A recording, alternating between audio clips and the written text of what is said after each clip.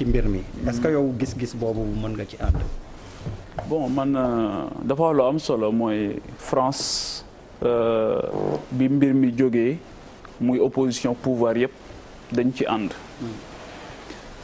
mais bu ñu garder comparaison bi rek gis nañ keroog tamit premier ministre France mu dem assemblée nationale gars yi kii ko bu baax. saax-saaxe mu wax ne même ci état d'urgence tamit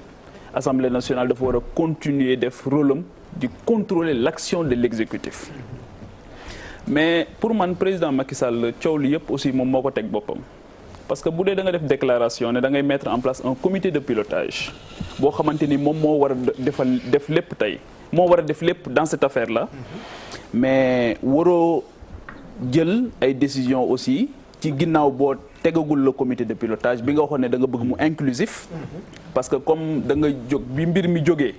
sénégalais yëpp ñëw adhérer parce que en temps normal ay recettes état la ñuy jël di ko jëfandikoo ak yeneen mais xam nga lii ba ci journalistes yi nga xamante ni sax seen doole bariwul dajale nañu 1 million de francs dem joxe ko sëñ Mountakha jóge fa la joxe 200 millions ñi nga xamante ni mooy les couches li ku nekk jël sa dërëm joxe. xam nga xaalis boobu nag saytu ko ak jaarale ko yoon ba nit ñi seen xel dal ci baaxoon na jamono ju nekk waaye ji la raw. léegi lan moo tax suspicion bi jóg xëy na. mooy que président Macky Sall sa première sortie su doon dafa dem ci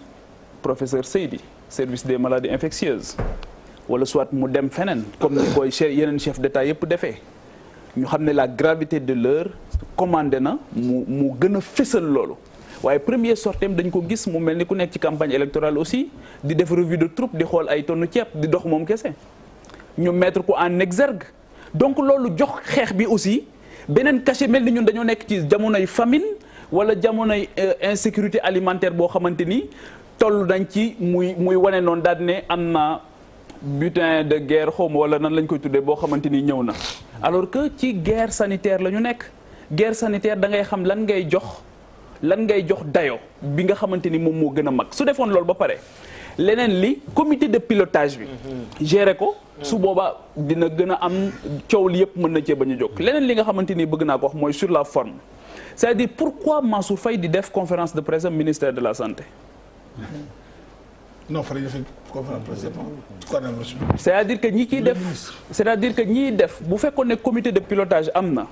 ñu wutal ko benn caractère général et impersonnel su boobaa bu ñu ko defee foofu dina gën a nit ñi seen xel dina ci gën a dal ñu xam ne lii kat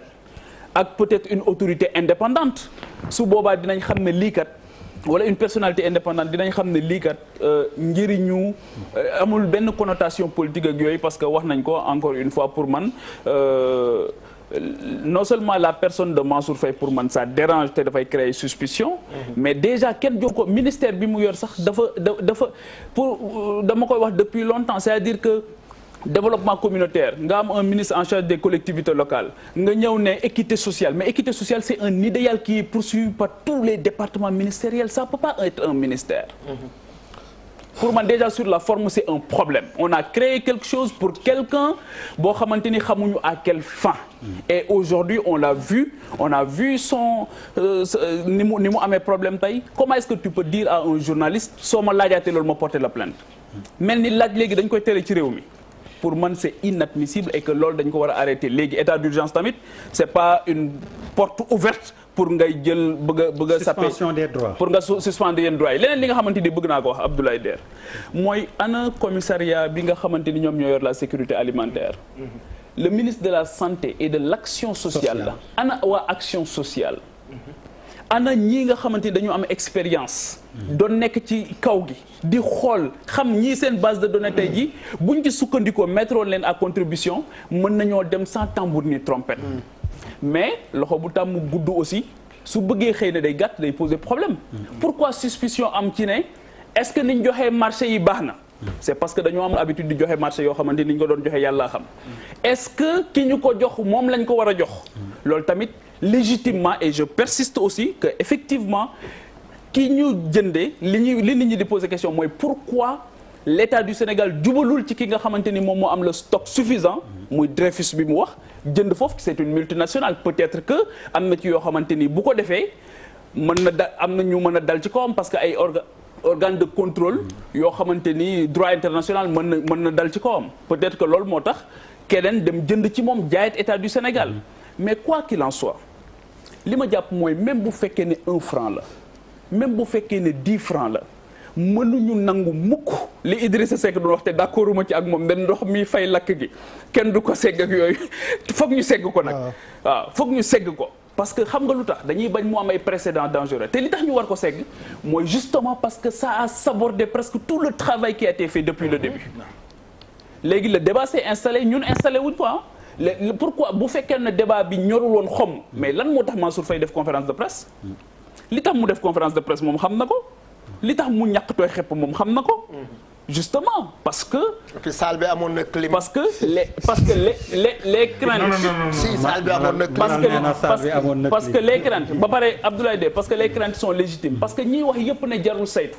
ñooñu ndimbal li concerné wu leen de ñiy joxe ndimbal mi yëpp concerné wu leen. c'est-à-dire que on est aussi dans un pays boo xamante ni ñiy joxe ndimbal yëpp ñoom concerné wu leen ñoom waruñu cee bokk ñoom. loolu tam c'est un problème léegi nag les chiffres yi ñu doon wax autosuffisance en riz.